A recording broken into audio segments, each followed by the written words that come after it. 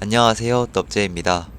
최근에 어느 작가님을 뵙고 많은 대화를 나누었습니다. 많은 부분에서 공감이 되었고, 제가 고민하고 있던 문제에 대해 결정을 내릴 수 있었던 좋은 시간이었습니다. 그래서 이번 영상에선 그것들에 대해서 이야기를 해보겠습니다.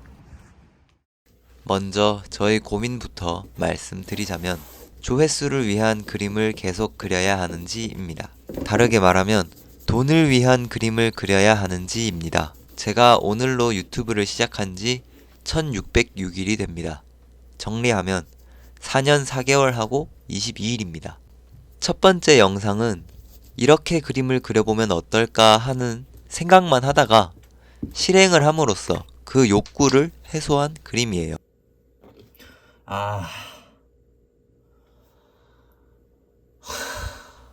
아마 이 그림을 그리지 않았다면 아직도 계속 생각이 났겠죠.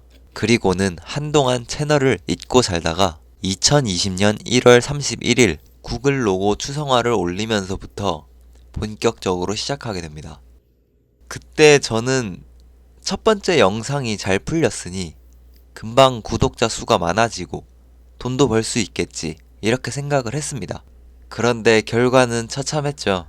지금 이 영상을 보는 분들이라면 다 아실 거예요. 채널 상황이 좀처럼 나아지질 않으니까 어지럽더라고요.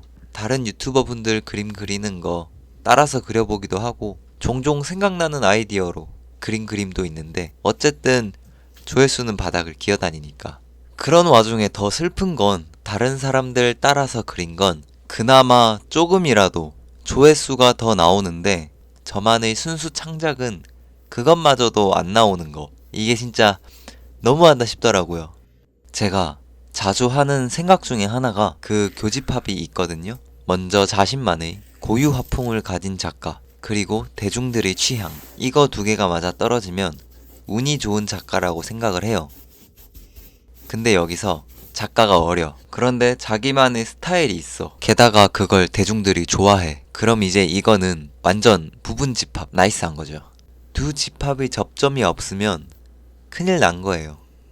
대표적으로 이제 고흐, 모딜리아니 같이 사망한 뒤에 재평가되는 화가들이 있죠. 저는 고흐를 너무나도 좋아하지만 고흐처럼 되기는 싫었어요. 죽고 난 뒤에 재평가되면 그게 무슨 소용이냐 이런 생각을 가지고 있었거든요. 가끔 친구들에게도 고흐 엔딩만은 안 된다고 농담을 하기도 했고, 여기서 너희 그림 따위가 감히 고흐한테 비빌 수 있냐? 이렇게 얘기할 수도 있는데 포인트는 생전에 가난한 화가가 되기 싫다는 거예요. 아무튼 조회수가 좀처럼 늘어나질 않으니까 애가 많이 탔습니다. 이대로 내 채널과 내 인생은 망하는 건가? 이렇게 생각을 했죠. 사실 유튜브 채널을 미래에 대한 자기 위로의 수단으로 삼았거든요. 나는 유튜브를 하니까 라고 생각하면서 안일하게 살기도 했거든요. 열심히 공부하고 살아가는 친구들을 보면서 유튜브를 핑계로 뻗댄 것도 사실이니까. 여기서 지금 말하고 싶은 게 뭐지? 결국 지금도 똑같은 상황 아닌가? 라고 하실 수 있어요. 결론을 말씀드리자면 그런 생각들을 비워내고 그림에 대한 마음을 바로잡았습니다.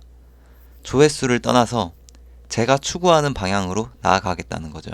밥 좀 못 먹고 인생이 잘 안 풀려도 마음이 편한 길로 가려고요. 지금처럼 조회수를 쫓아서 그림을 그리면 진심으로 원했던 그림에 대해 미련이 생길 거고 죽기 전까지 생각이 날 거예요.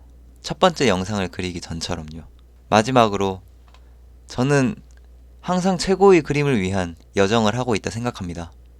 그 그림은 언제 어느 순간에 그려낼지 모르기 때문에 꾸준히 그려서 나아가는 것 말곤 답이 없습니다. 당장 내일 그려질 수도 있고 수십 년 뒤에 그릴 수도 있습니다.